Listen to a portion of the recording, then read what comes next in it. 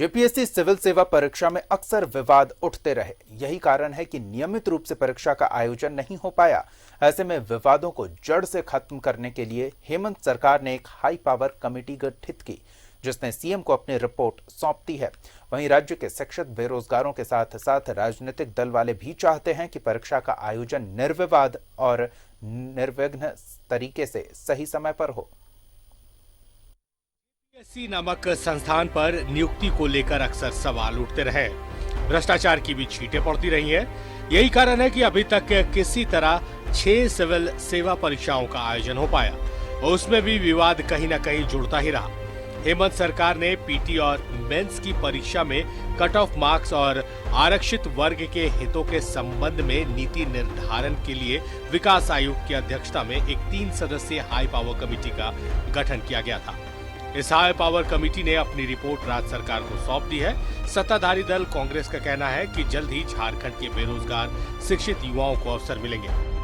2021 का वर्ष नियुक्तियों का वर्ष होगा।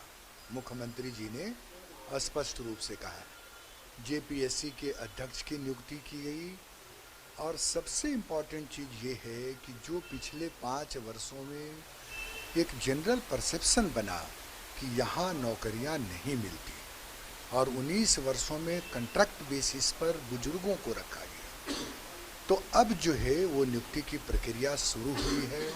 हजारों छात्रों के भविष्य का जो सरकार ने वादा किया था वो पूरा होगा। इसके लिए नियमावली में संशोधन किए।